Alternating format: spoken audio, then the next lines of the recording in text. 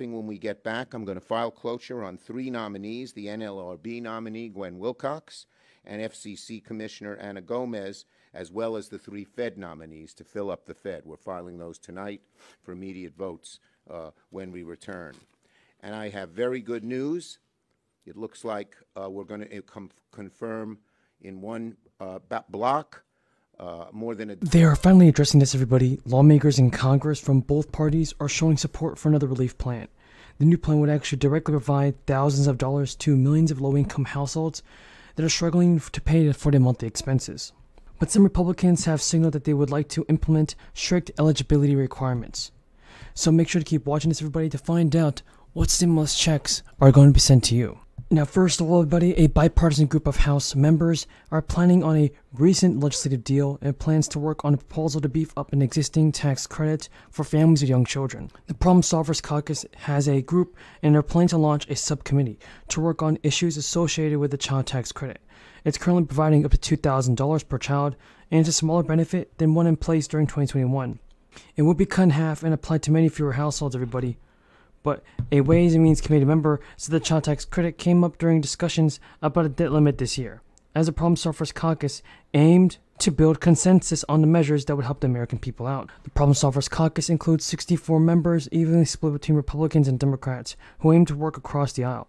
The group typically requires 75% support among its members to endorse proposals. Whether a bipartisan tax package comes together this year may hinge on negotiations around the child tax credit. A representative said he has an interest in aiding the low-income households that earn too little to get the benefits under the bill, and he has convincingly won recent elections and is still on the Democrats' target list for next year. He plans to ask representatives to be involved in the child tax credit discussions. And when Democrats were considering extending the child tax credit expansion, he said the benefits should be better targeted to benefit low-income households for a longer period of time, and the current maximum credit applies to $400,000. Even representatives specifically praised the party proposal to permanently make the credit fully refundable, which would have meant that the families who owe little or nothing in federal amount income taxes could still claim the full amount. Republicans have said they're not interested in the revival of Democrats' signature expansion. Still, there were hints at a Finances, Taxation, and IRS Oversight Committee hearing last week of potential interest in working across the aisle on the child credit. Even some subcommittee chairmen actually agreed on this, and economic growth has benefited the wealthy while keeping middle class behind and lowering the income thresholds for the poverty. Now, the senators are holding a series of roundtable discussions for lawmakers to work on the child credit and ways to alleviate the poverty. And so far, this Congressional Budget Office has estimated that making the current law and current child tax credit permanent will cost $600 billion plus through the fiscal year 2033. While enlarging it back to the 2021 policy, it can cost up to $100 billion a year just to get things done. One-time payments will be arriving for millions of Americans soon, and the administration has approved $39 billion in relief. State lawmakers are now approving legislation that would allow more low-income households to receive SNAP benefits. The SNAP program has undergone modifications this year, affecting 42 million citizens participating in the program. SNAP benefit amounts vary based on people's household size, monthly income, and other expenses. The plan faces an uphill battle. Efforts to pass laws capping the price of insulin for insured Americans or uninsured people or those with private insurance, and they failed in Democratic-controlled Congress last year. Another part of the law that the administration hopes will have ripple effects for Americans is the requirement for the pharmaceutical companies to pay a rebate to Medicare when they raise the cost of prescriptions faster than inflation. Now the EPA also has unveiled a pair of proposals to dramatically cut carbon emissions and spur the industry toward full electrification.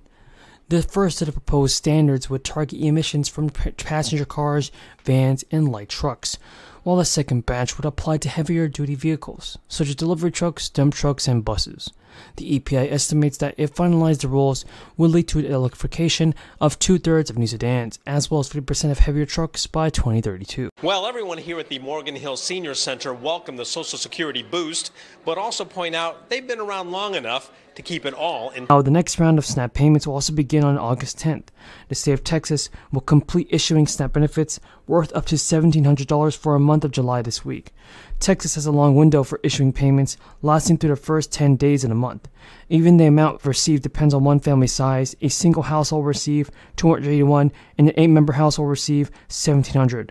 But on a federal level, some House representatives want to expand the number of food stamp recipients subject to work requirements and time-limited food benefits by raising the age of people covered by the rules to 65.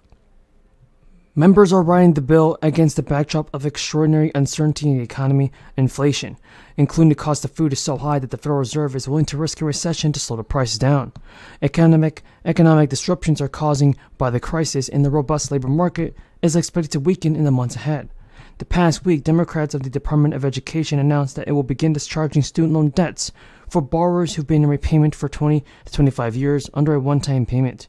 Around 800,000 borrowers will benefit from this, and there will be $39 billion dropped.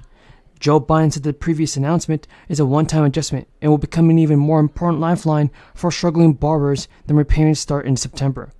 The one-time payment adjustment the Education Department had counts certain months that were previously ineligible towards student loan forgiveness. But now, everybody, the Education Department announced a one-time payment adjustment for all direct loans and federally owned family education loans. Now, the adjustment to student loan accounts will go toward helping borrowers get closer to forgiveness under the income-driven plans. And after this adjustment, people should be getting stimulus payments because the one-time payment adjustment helps to reverse some of the damage caused by loan services that did not properly track deferments or steer borrowers to 180,000 working poor households who claim the state's earned income tax credit on the 2021 state tax returns. The state earned income tax credit currently is worth 30% of the federal credit and provides recipients an average benefit of $700. The one-time $300 bump Lamont and other Democrat-controlled legislature approved for earned income tax credit recipients effectively raised the state credit temporarily to 42% of the tax benefit. But tax reform advocates have been pushing for years to make permanent a child tax credit and enhance earned income tax credit program. The governor of the city wants to reassess the state's fiscal health after much of the $3 billion in federal crisis relief Connecticut received last year has been exhausted. Over the weekend, buyers paid a $5 a gallon, or roughly $100 to fill the tank, and gas prices have doubled since Biden took office. JP Morgan analysts predict $6 a gallon by August, and experts warn this crisis will continue even after Biden's term ends because he's dismantling fossil fuel production. There are now 20 states plus Washington, D.C. with averages of $5 or above. The highest price states remain California with a state average of $6.42 a gallon. 31% of the nation's 130,000 gas stations were already selling gas for more than $5 a gallon. There are stations and states where gas is cheaper. About 15% of stations nationwide still are selling gas for less than $4.50 a gallon. But even in May, states where gas is cheaper, such as Mississippi, lower average income can mean drivers have to work longer to fill up their tanks. Biden has fighting.